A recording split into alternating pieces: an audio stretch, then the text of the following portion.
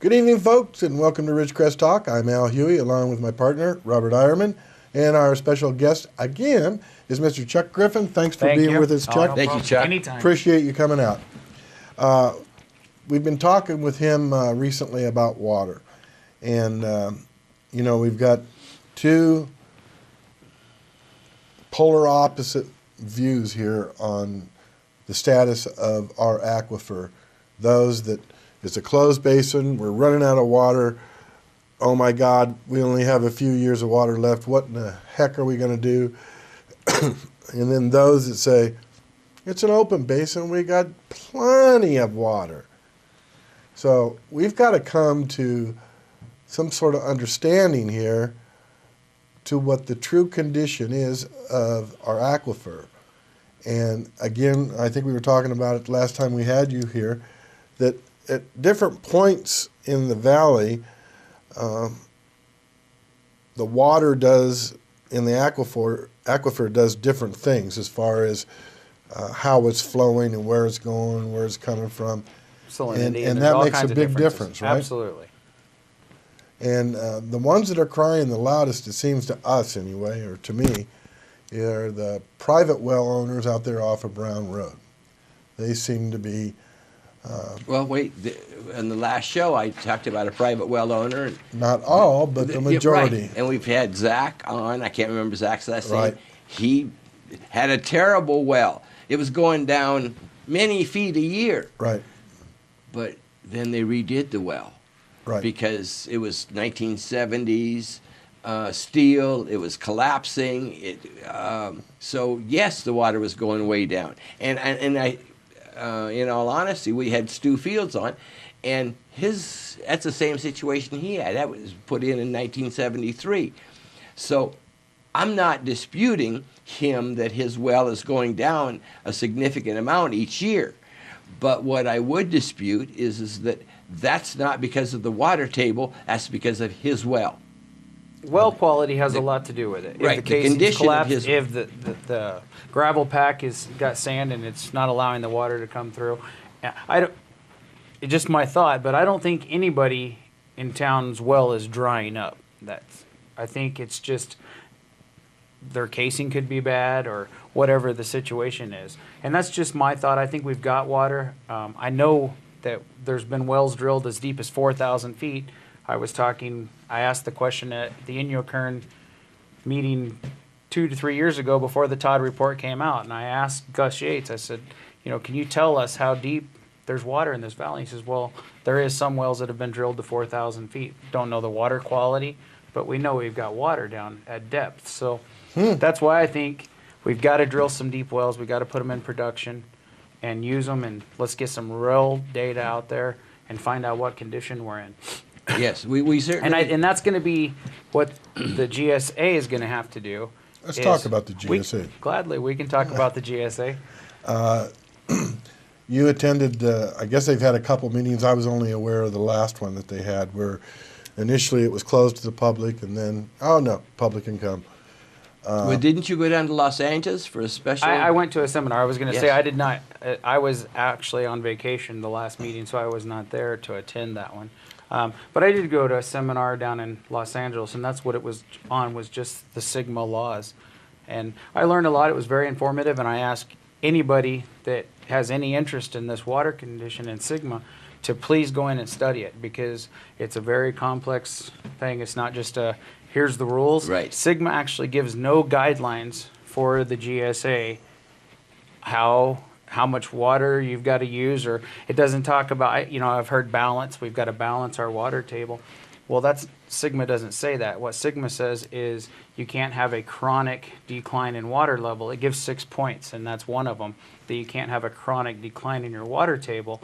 So, but Sigma doesn't define chronic. It's up to the GSA once it's formed to define chronic. It depends on where you're getting your data, though. If we go with a Decker or a Stu Fields, it would show a chronic decline. Drop. Yeah, and that's what the GSA's got to do. Everybody has to work together and say, okay, now we are going to set our guidelines on what we believe in this basin is best for the GSA. We're going to say, here's what we define chronic, whether it's 3 inches or it's a foot, or if it's 2 foot, we don't know, because Sigma doesn't say a chronic is 2 foot a year or chronic is 1 foot a year. We do know that we were made critical because we have a 1 foot decline. Because of the Todd report? Yes. I mean, but here's another thing that nobody will address.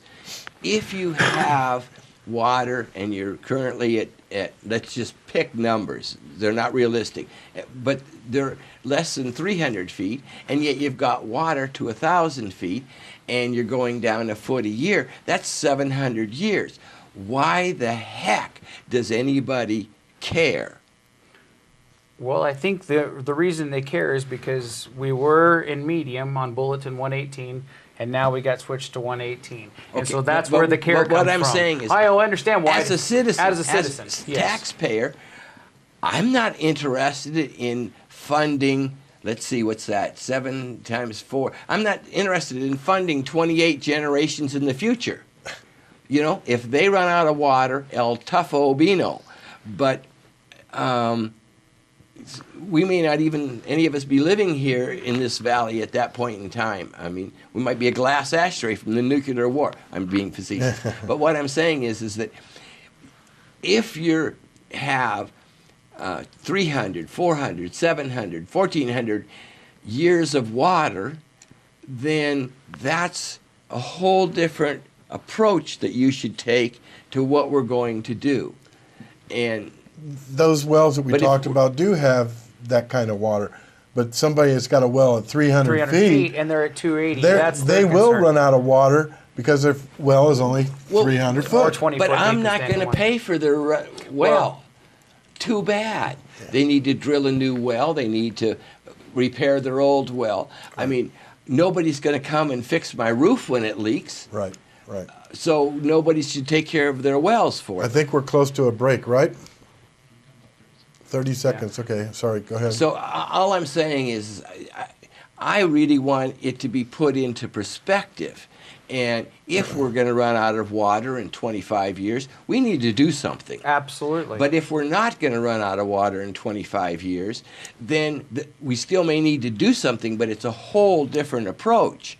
I mean, you need to determine... And the taxpayers shouldn't have to subsidize those private well owners that 300, 400, and they're running out of water. So when we come back, we'll talk more about water and what we're going to do. We'll fix it. Oh, yeah, right.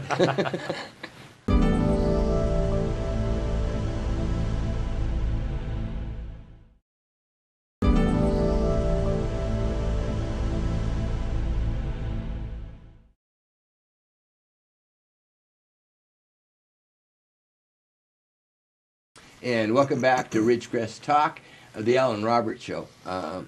Anyway, we used to say the Thursday night edition, but since we're aired many times, other than that, we don't say that anymore. But we're pleased to have with us again Mr. Chuck Griffin from the Indian Wells Valley Waterboard. And we were talking about small wells running out of water. And as well but I'm afraid, now that we have a government agency, the GSA, don't put it past the government to say, well, we have to take care of these people. They better not. But anyway, even Stu Fields, as well as he writes and as concerned as he is about this situation, he even admits that his well, if it continues to drop at 2 feet a year or whatever, 2.5 feet a year, he still has a lot of years left. There's, in other words, he's not going to be running out of water to brush his teeth anytime soon. And we don't know, maybe you can tell me if this is a true scenario or not. You have a well like that drop and drop and drop and drop and drop, and it gets to the point it doesn't drop anymore? We don't know that. Yeah, that's the thing. See, have wells done that in the past? I don't know the answer to that question either. Okay. I think our basin's going to drop until wherever the water is dropping to balances out, and then I think we could see a recharge at that point. I do not think, no matter how much we inject into our basin, we will ever see it rise. I don't think injection is a good idea. It's going to run out to the playa, or it's going to run out to the Cantil area. Yeah, please don't inject water into this basin. I don't think it's going to work out. That's silly beyond belief, my opinion. So we went off track real quick on the GSAs. Yeah.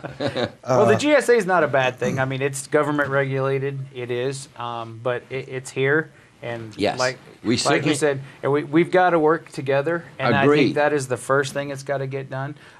You had mentioned paying for it. I do think it's going to cost every user in the valley, whether it's a water district customer, whether it's a well pumper. And what happened to Prop 218? See, I jump right in there and I say, wait a minute. We know that the GSA says that, or Sigma says, the GSA cannot usurp water rights.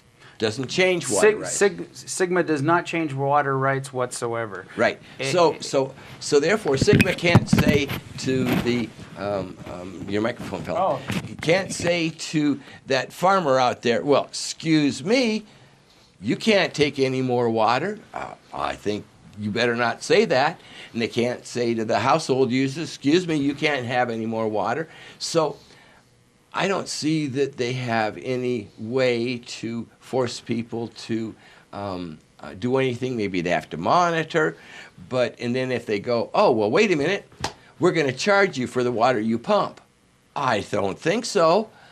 Well, under Sigma law, the way it's written, it does not change the water rights. The overlying user, the way I understand it, and the way several attorneys explained it to the class down there that I attended, the overlying user will have senior water rights. Right. The junior water rights will be to the water companies and stuff like Right. that, because California water law does state that overlying user has first right to that water. As far as fees, it does allow for the GSA to charge. It actually allows for two. It's water code 10730 and water code 10730, I believe it's 2. But the first one, once the GSA is formed, before the plan is put into effect or anything, once the GSA they get their group together and say, this is the GSA, they can start charging a fee at that point. Now, the fee can be on how much water is pumped out of their well or whatever the case may be. They can charge for that, and that is not subject to Prop 218. And then I disagree if you vehemently with that. No, if you go to once the GSP is in place, and then they can start charging for maintenance and operations and administration fees and stuff like that. Now, that is subject to Prop 218, and that one is regulated by the Prop 218 fully. But the when first you- one is not. They do have to have I would- a public hearing and let people know what's going to happen. I would disagree vehemently, and because of the following thing. You can pass a water code. That's something that the legislature does. That cannot override the California Constitution, which is Prop 218. It's a part of the California Constitution. So they can write a law that says anything it wants. That doesn't mean it's constitutional. Well, I think everything's going to get fought. I mean, there's going to be some Yeah, legal battles yeah, here. And yeah. So, and if the California Supreme Court says, no, we have a Constitution, we're going to follow the Constitution, and your water code, you can put that where the sun don't shine. Yeah. well, and that may happen. I don't know the answer to that either. I just know the way it's written. You said that they're going to propose charge the Overlying use. overlying user. Well, they would charge everybody. Yes. It would be, they would charge Sills Valley, they would charge the water district, they would, Okay. in my opinion, the way I understand it, they would charge the small user also. I think that every well is going to have a meter so they can tell how much water somebody's using. That's I think. different. You weren't at that I- GSA meeting, but they talked about immunity for the Yes, small and I've wells. seen- And that's up to the GSA. So it will be the GSA to decide that, because Sigma doesn't specify. It says they may charge or they may not charge. So they have to establish that on the GSA. I don't know how they're going to establish that without saying, well, we know you use less than 2 acre feet, or because how would you know unless it's got a Right. meter on it? So, Right. I think I mean, I've just heard a lot of people talk about you're going to put a meter on my well over my dead body. and, and I think that's the truth. I think we're going to run into a lot of that. And Right. And I have a right to use the water, and you want to put a meter on, go flag a hand cart. You aren't coming on our property to do that. Yeah, we've talked to a guy. We've talked to them. They said, "You can get the on my gun comes property." out, and you and don't I get think on there'll my be property. a lot of people like that. And that you talked about the farmers, and a lot of people say I'm for the farmers. I'm not for or against the farmers. I did work for the farmers in the past, so I had a relationship with them, and I am friends with the farmers. But that's why I feel it's important to include them, because they use a lot of water. Yeah. And for them to have the senior water rights and then not be included in the GSA scares me to death, because if they Right. get pissed off, for lack of better words, all they got to do is start the adjudication process, and then we're in a nightmare in this basin. then you're done. because Sigma does call for streamlined adjudication, but streamlined adjudication is still 10 to 12 years. Right. No matter where we're at, it's still an adjudication. And you That know, doesn't help us with getting a GSP by 2020. I think the only thing they could do with the farmers is to That's buy a the plan. farmers out. That's a plan. Right. But same thing, who's going to pay for that? Who's And going to guess pay for it? who- Correct. We're going to go away. We'll be back right after this.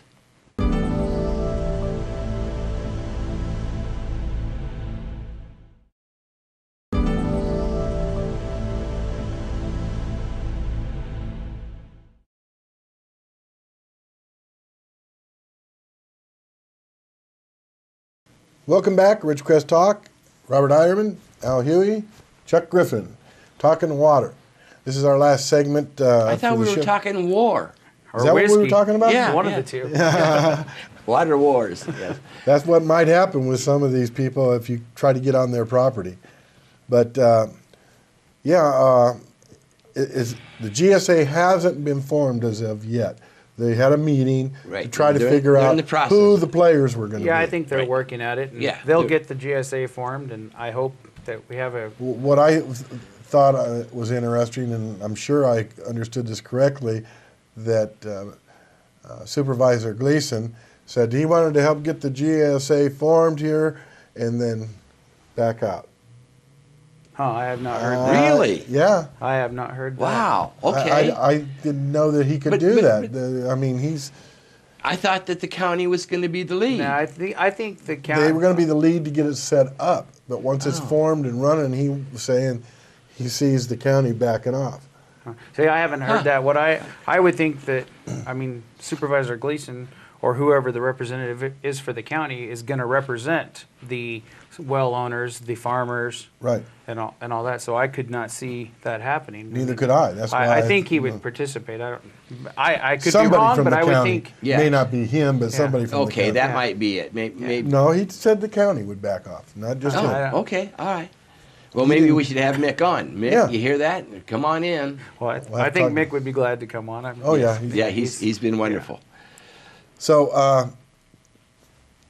have you heard any more on when the next GSA meeting is I going to be? do not have the next meeting date. I know there is one coming up at some time in December. They said there's going to be a meeting. I don't Okay. have anything with me to.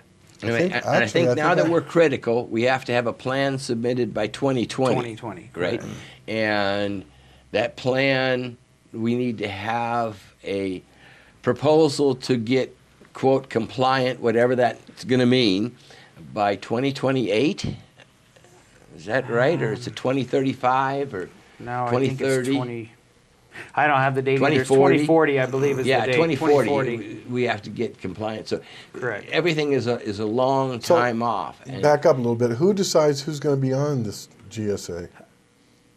Well, they have signatories that are obviously can have a representative. It's like the city of Ridgecrest, the county of Kern, the county of San Bernardino, county of Inyo.